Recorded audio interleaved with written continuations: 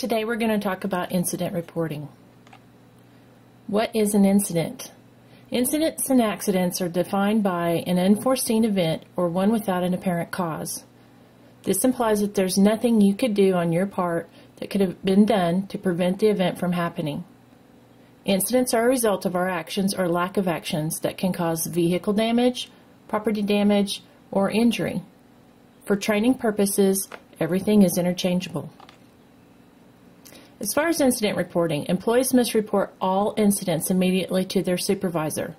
An incident report must be completed by the employee, and a supervisor will turn it in to the safety department within 24 hours. This includes injuries that don't require medical treatment. If the injury does require medical treatment, approval is needed from the safety department or insurance company before going to the doctor. Not all cases are that easy, so in the event of a crisis or time is critical to the injured person and you cannot wait for treatment, employees may be taken to an approved treatment facility. If you initially refuse treatment when you're injured and later you realize that maybe you need to have something looked at and could use some medical attention, contact the safety department before you go so that we can get that approved and make sure that we get it filed through the proper channels to get you taken care of. This includes evenings, weekends, or the middle of the night. So why do you need to get safety involved? We must have a first report of injury for workers' compensation claims. Anytime you get hurt and you seek medical attention, that doctor or facility will turn that in on their records as being a work-related injury. And in an audit, they would come back to us to see what type of paperwork we had showing the injury had happened.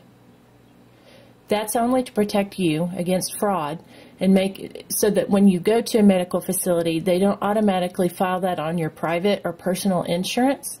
They will funnel that through the work comp channels so that we take care of you properly. Safety can make your treatment process a lot smoother and help to ensure proper treatment and care for you. We'll walk you through all the steps from your first visit to any follow-ups that you may need or any prescriptions that are signed off for you to have filled. An example of why we do this would be on a Friday, an employee twists his or her ankle walking across the location, and it really isn't bad enough to see a doctor, and there weren't any witnesses, so the employee just doesn't say anything because he really doesn't think it's going to turn into anything more.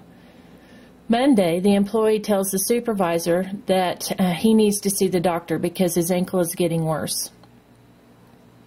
There are no witnesses to validate the injury had happened. The employee regularly plays sports, goes to the lake, does home repair, and other miscellaneous items on their off time. So do you see any problems with that? If so, what would they be?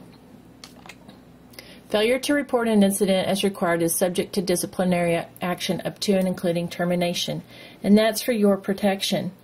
We want to make sure that you tell us about those injuries. We want to make sure that we take care of you because we care about you. And there's laws in place to protect you. As your employee, we want to ensure your safety and your treatment, and that includes the proper insurance. Proper work comp coverage requires that we provide that the injury happened at work. You also have what we call stop work authority. So if you're working and something is not safe or you are uncomfortable doing that, at any time you can stop. Bring that supervisor in, your supervisor, bring the situation up to them, and work out a solution to work safely before proceeding.